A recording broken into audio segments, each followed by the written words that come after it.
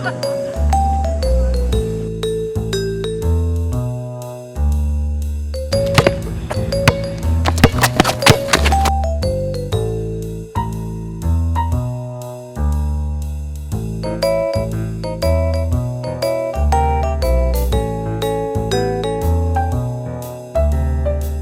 think people don't understand the difference between being born with a heart defect and acquiring heart disease as you get older. Everyone's familiar with heart attacks, bypass surgery, eating less fat, getting more exercise, all those things that are so well promoted. And they confuse that with being born with a heart defect. And they're really completely different things. I've had 12 heart surgeries. I have a mechanical valve. I've had the Bontan procedure. I'm on my 4th pacemaker. 3 open hearts, and the rest were just small heart surgeries. That's a very, very good question. So sometimes at the hospital, I go to an x-ray and then somebody looks at my body to see if it's all right. But if it's all right, then that means that I can go home. But if it's not, then we're gonna have to do a little bit of testes. So that's what having a heart defect is all about.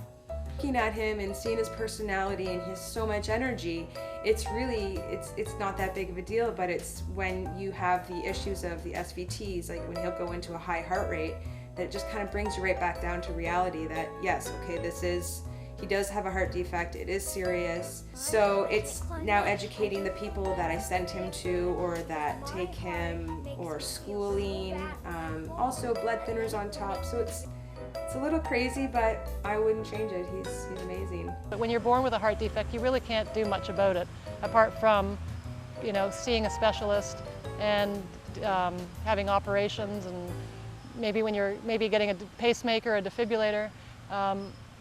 Switching from butter to Basel isn't really going to be the solution.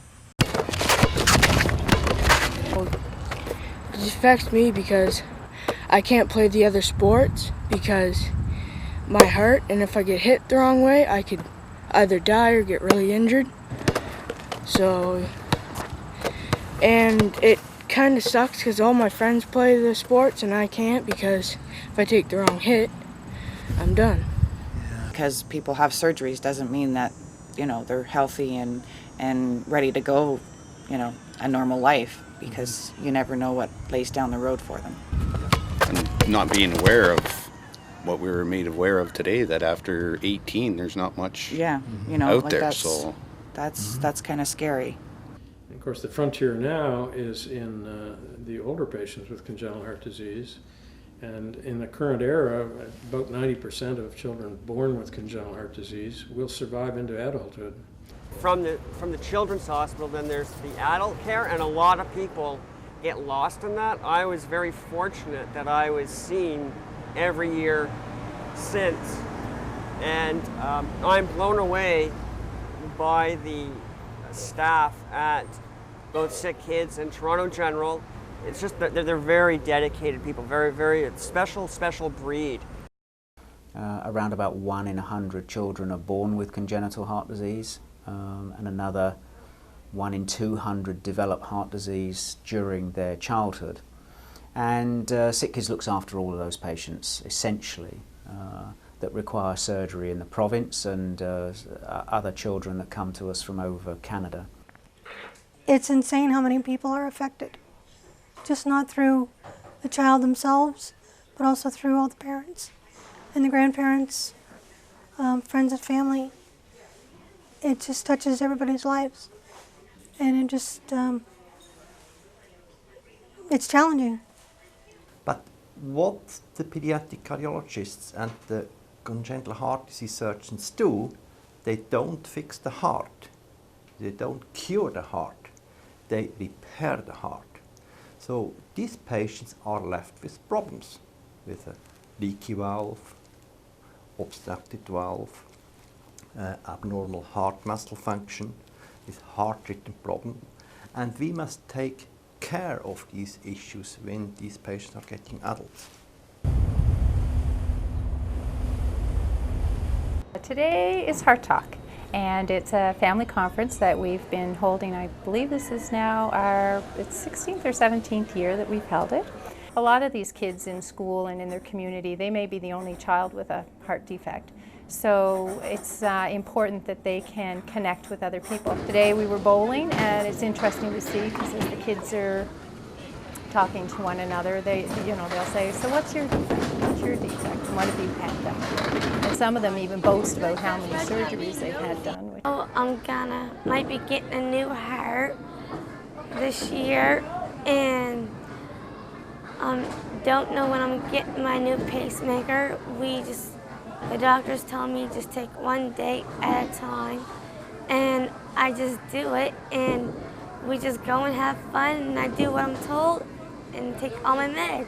And one of our previous patients, Jamie, who's now 28, they went to the Clay Cafe, and she's trying to promote keeping the kids together and hopefully grow into a bigger support group.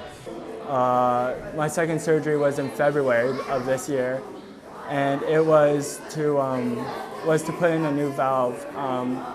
So I'm part cow. It's a cow's valve, so I think I'm part cow now by right. So moo. And I'm one of the first generations with my type of heart condition with the transposition of the great vessels to survive to this age. And there are children who were born 10 years ago who are surviving. Had they been born when I was born, they wouldn't have survived that long because they have very complex heart disease. So there are going to be many more children coming through the schools and into the workplace with these heart diseases, and I just would like there to be awareness.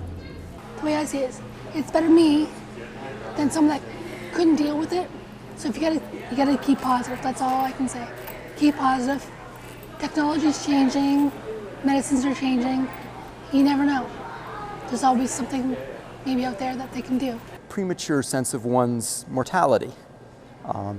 So it can be very unsettling at times, but also it has been for me something that has spurred me on and has allowed me to get a great deal out of life and enjoy the friendships that I have, my family, all those things. To the lay public or to a politician, I would say that adult congenital heart disease is not going away, and it's getting bigger. It's already bigger than some of the types of cancer that we would not think of not providing care for or providing adequate resources for. It's already a bigger number of patients than patients with cystic fibrosis or hypertrophic cardiomyopathy or multiple sclerosis.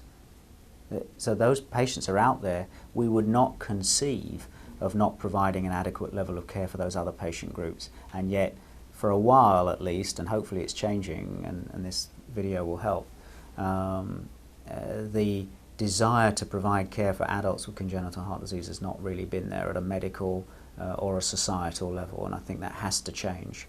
The Canadian Congenital Heart Alliance was founded 6 years ago because the then director of the Congenital Heart Clinic at TGH collected a bunch of us together saying, you patients have to get involved. And we really want people who do have heart defects, who maybe aren't being followed by a specialist, to start being followed. So that's one of our messages, is that people, if you've got a heart defect, if you grew up with something that was wrong with your heart, you probably should be seen by a specialist to determine whether you need yearly follow-up or every other year before it's too late.